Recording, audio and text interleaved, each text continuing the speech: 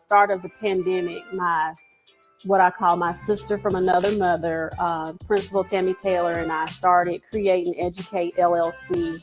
And the reason we started that platform, the platform we started was the collaborative. What we were seeing was that we were both educators, we were both educational leaders. We were hearing a lot from students, teachers, and parents, the complaints of, it's too much work being sent home. The parents didn't really understand how to work with their children. The children were frustrated. Everybody was frustrated, but no one was really talking to one another, just more about one another and pointing fingers. So we started the collaborative in order to minimize that, to bring everyone into the same space, and to bring awareness to what needed to happen during the pandemic in order for our students to best be educated with the help of parents and the educators that were sending them, the work that was needing to be done at home. In 20 years, I hope to have accomplished a lot. Definitely inspiring others, definitely an inspiration and example for not just my two daughters, but several other girls in the community and in other places that I work with, people that I mentor, educators that I mentor. But I really hope that I have made an impact on education and children. We have a program through Create and Educate called the Knowledge Academy for Girls, and it focuses on providing cultural relevant education specifically for girls, but we also work with a partner who focuses on African American males. We were able to raise our school report card grade levels, 2 grade levels in 1 year. A lot of the basis of that had to do with making sure that cultural relevant pedagogy, literacy, the knowledge was there for students. So we really have placed a great deal of that in our program, the Knowledge Academy for Girls. And the person that we work with, we're partnering for the young men, is doing the same thing for young men as well. It's so important for African American girls and males to understand exactly who they are. And a lot of times that is not taught in school. They see imagery that is, not very representative of who they actually are. They really don't know their true culture, true heritage, that so many things that are here in our culture was derived from the ancient culture of Africa. So when you know that, you operate differently. And when we really start to educate our children, they will know who they are and can come into their own. So in 20 years, I hope that several children have been inspired to be able to do. Happy Saturday, everyone. It is Super Saturday. Welcome to the Real Academy with your systems doctors. I am Dr. Sheikah Houston. Good morning, and I'm Dr. Tammy Taylor, and we're thrilled to have you all with us this morning. Yes, and we are just coming back from not too long ago, the Black Educators Rock Conference. So if you were there and we were able to see several of our real family members, it was just a fantastic conference. It was a great time, awesome learning that took place, and we were able to deliver about our Build My Sister program, but it was just a phenomenal experience. It was amazing, and the sessions were out of this world. So if you were able to be there, I know you probably, like us, are still kind of floating on high, just having had exposure to so many like-minded people who believe what you believe and share your passion for educating our Black and Brown children.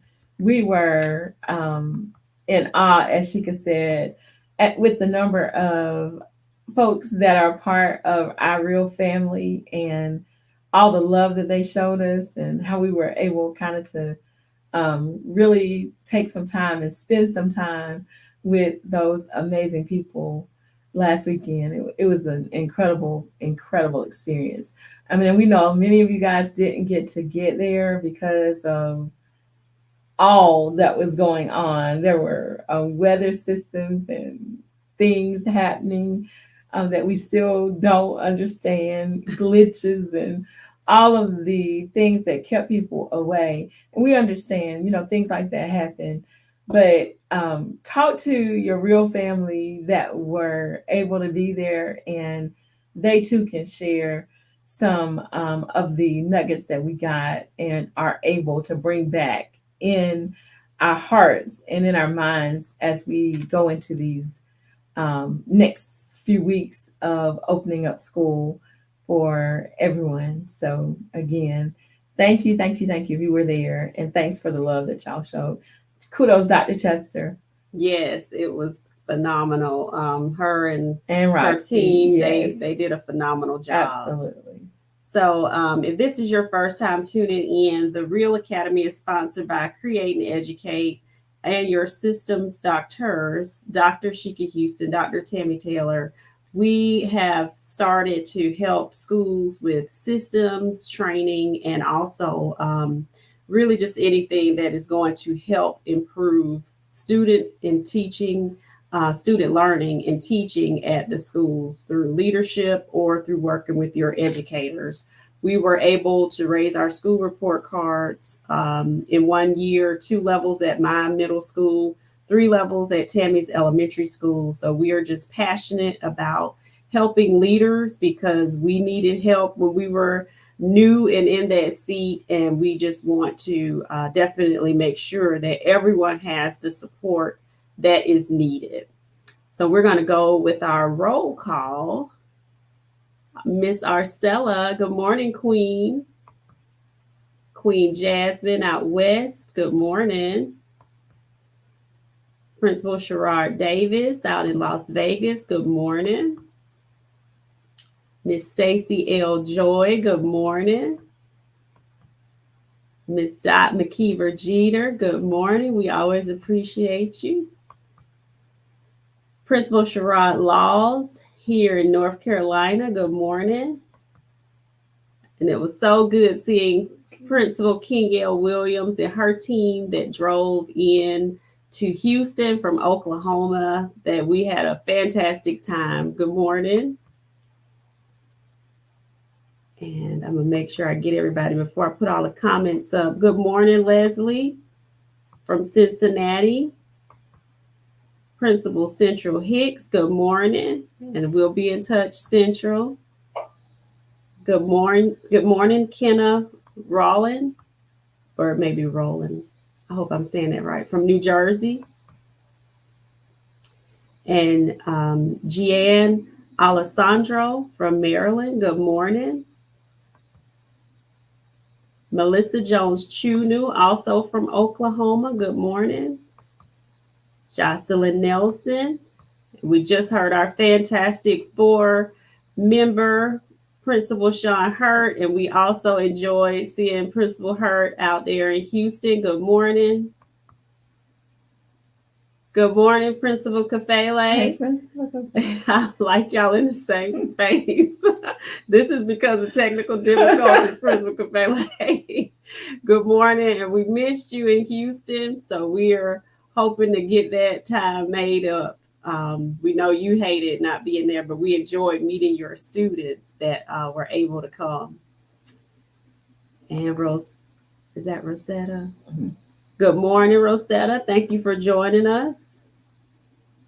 We enjoyed her too. She did such great work at the Rock Conference and received an award. Rochelle Brown. And let's see, and we're having trouble with Twitter for some reason. Makitha Clatter, thank you for joining us. So we will get all of the comments back up. And I'm going to have to figure out what's happening with StreamYard, and Twitter is still not connecting for some reason. But just to give you an idea of what we have coming up, if you have not registered for Coach Fest, that's going to be here in Charlotte, we will be presenting there. protocols to perfect your practice. And their theme is Coaching for Goal. So if you are any type of coach, leadership, instructional coach, I think everything coaching is going to be covered there. And we would definitely love to see you here in Charlotte, North Carolina in September. So we'll put a link to that in the comments. And just actually coming up next Saturday, I will be in Baltimore for the AVID conference, emceeing once again. These are my phenomenal speakers, student and educator speakers that I will be highlighting in Baltimore, Maryland. This will be my first time at this particular conference. Tammy has attended that one before. Yes. So I am excited to be there with all my AVID family and highlight these phenomenal educator and student speakers and their stories. We had a fantastic time in San Antonio, so I just can't imagine that Baltimore is going to be any different. It will not. It won't. And Tammy had a great time presenting to her superintendents in Kentucky. That went very well with Edmonton. Yeah. And we are continuing our systems work with schools. So if that is something that you need for your school with your leadership teams, make sure you fill out the contact form and let us know so we can start working with your team as well. So for the past couple of weeks, we've been talking about systems. This is our definition: effective messaging plus effective processes equals success over refinement. And that messaging, I cannot tell you how important that messaging is. We have been coaching some people on things that have not been received because the messaging wasn't right. So we've got to make sure that that's a part of implementing our systems properly. And one thing we want to make sure we also are clear about, when you see that we're saying over refinement, that's because that continuous reflection is absolutely crucial in order for your success to be experienced. You can not achieve success without taking pulse and seeing exactly how things are going. So reflecting, and that's self-reflecting, reflecting on the systems that you're putting in place. All those things are crucial when you're trying to get to a level of success. That's why Principal Kafele tells us to keep those mirrors handy so we can always take a look and see what we are doing and make adjustments as we need to. Most definitely. And I see your comment, Principal Kafele, about Twitter. And I paid the money and still can't get on. So they're going to have to do something. So now, you know, we don't have as many followers as you. So we probably don't have to pay. Yeah, we need them. Right. So we are continuing with our systems of excellence. And today we're going to be talking specifically about what that looks like in the environment of teaching and learning as it pertains to attendance. We're going to move on from attendance after this week and start talking specifically about Tier 1 instruction. But when we're looking at it, attendance as that data for, you know, how our culture and climates are being perceived at our schools by the people that we're serving and the people who are there, there are certain things that you want to make sure that are in place as it pertains to that learning environment. And so a tool that Tammy and I use with our schools gives everyone a basis to start with of what that teaching and learning environment should be like for people to want to be there. So the first thing is that students' academic work, artwork, all of those things should be prevalent throughout your school. I used to make sure, that was one of my expectations, that student work was up not only in the halls, but also in the classrooms. My hallways were always beautified. So, you know, just making sure it's a welcoming environment that people, you know, are proud of. You want to generate some pride for your school as well.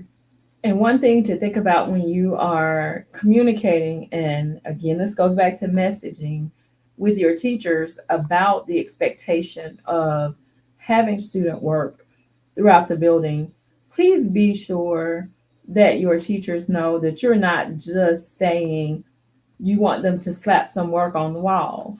You want the work to be representative of excellence. And so when you put out work that the children can be proud of, put out work that has a message that success is bred in this classroom. Mm-hmm. Exactly. And I recall a time that I actually had to work with a teacher on that. She just like the things that she put up weren't things that were some of your exemplar products. So we had to, I helped her take them all down. And we went through what she had to, so she could identify what are exemplar examples of student work that you put up. Because and then I also had to coach her through, and some people may say this is nitpicky, but I feel like when people go through your halls and see how you put things up, the way that was done, that speaks to who you are as a school and who you have teaching the children. And so having all of this tape on the outside, that did not do it for me. We should not be able to see all of this tape on the outside. It should be hidden. We're going to put up something, a nice display. So I was able to help her with that. And for the rest of the year, she had a very nice displays. But you may have to coach people through that. You definitely will. And you'll also need to make sure that teachers understand that you're, as she could say it, not being nitpicky, but you want, again, the work to represent the excellence of your school. One of the things that we require at my school is you have to also identify what the piece is reflecting, what standard were you working on. And so if you are working in a kindergarten room, you may see some inventive spelling, because guess what? They're learning how to spell. They don't know how to spell. But when you get to third, fourth, and fifth grade, not so much. So you want to be sure that you're helping the kids to edit and revise work that, again, is exemplary, as Sheikah mentioned before. Exactly. And I like this comment that Jean put up about allowing the students to pick out things that they're proud of. And you definitely want the students to be involved and pick out things that they're proud of. And one thing, because of my role as the director of secondary interventions, sometimes when children are becoming better at something, they may not have the 100 material that some of the other children have for certain assignments. So I also think it's important for you as the teacher to make sure that all of your students, every student, is able to be recognized with some type of work. So it may not even be something from the class. This may be some type of artwork that they have shown you that they've done in their journal or something, or maybe a creative writing piece that was not an assignment, but something that you could recognize them for. So I think that it's important to say that it doesn't necessarily have to be graded assignments, just something that you're really wanting to make sure that you're showing them, hey, I'm proud of you, because we have to make sure we've created spaces for every child to be successful at something. Exactly. And I usually actually request that it be something that is not assigned a grade. There's no grade on it. So when people are taking notice of it, they're not taking notice that Tammy got an A+ and Sheikah got a C-. That isn't the purpose of the display. So we're not highlighting anything other than the fact that you are what matters here. And when people walk through the building, they see that there's an emphasis on our students. Exactly. And I like Central's comment, this is the work on the refrigerator. That's right. This is our refrigerator work that's up, things that we're proud of and that we're actually making sure the students know that we're proud of them. So this even goes into that building relationships, building the child up, helping their self-esteem, helping them create spaces where they're building confidence within themselves. Because if we keep making things just about grades, then it's not true spaces of teaching and learning that we would like for it to be, not in the real sense. And that's even something that I have to work with my own daughter on. She's a straight A student, but I have to make sure that it's just not the grade that we're going for, to get into some of that people pleasing. I want you to really learn. So that's something we have to work through as well. The second thing that it's mentioning for this attendance for teaching and learning is just to make sure that the classroom fosters active learning and that you have a space for being able to work on projects. You have a space where students are able to self-select some reading materials that they enjoy. You have a space for supplies. So just making sure that your space is set up to actively be able to learn. One, before they got creative with all of the desks and started making them with the little rollers on the bottom where you can roll them around and make it easy to group together for the collaborative work, I would buy a big box of the tennis balls that were already split for my teachers to put on the bottoms of the desk so they could easily, maneuver the furniture around the room. And all of the supply stuff were things that I would provide for my teachers. And collaboration is key. But as Shika said, that whole organization of the classroom, so kids know where to go to get what they need. Mm-hmm.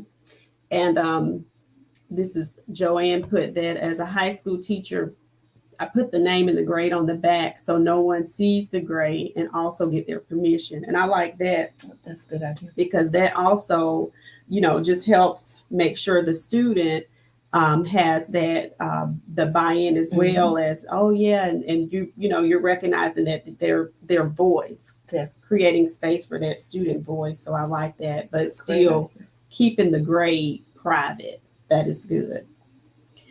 And then Sherrod has set up spaces to train students to use each space. Now that is so important, Sherrod, and not just, we do need to definitely train them to use each space. And we also have to train them on how to transition to the spaces. One of the things that I would coach teachers on when I would go in the room, I would count up how much the teacher was moving around and doing things compared to how much I saw the students. And the students who were very capable in middle school of doing everything, I said, you leaving out of here every day, exhausted and tired, and these children are running out of here full of energy. The parents appreciate us a whole lot better if they come home tired. Let these children clean up the spaces, give them jobs within the class. You're responsible for XYZ. You're responsible for the notebooks. You're responsible for getting the markers. You're responsible for passing them out. So teachers, make sure we're not running ourselves ragged when we have very capable students who can do all of those things and they like to do it. They enjoy having jobs and having some type of responsibility in the class. Most definitely. And it definitely gives them purpose and more ownership of the class too. And I've even seen it help students get to class on time. I got to get to the class to help Miss So-and-so with, I got to give out the folders today. Now that I got a responsibility, I have a reason to be there. Exactly. So again, all of this helps with nurturing that environment where we want children to feel like you are needed here. You're not just here taking up space for me to check off a box. I need you to be here. The class ain't gonna go right without you today. And wanted. Exactly, and wanted. So I know that we've only given 2 for this, but this really kind of covered it for teaching and learning. And when we get to starting with tier 1 next week, we will definitely have lots of information for cultivating what tier 1 instruction should look like, and even making sure we're communicating that properly to teachers. So thank you all for joining us. I have to shout out Josh for our outro that he gave us. So stay tuned for that when I put it up, and we will see you all next week. Join us next on Principal Kafele's page, and Sunday on Josh's podcast with Dr. Moreno, and then back here on Saturdays with Principal Sean Hurt and yours truly, Create and Educate on Saturday. Thank you all.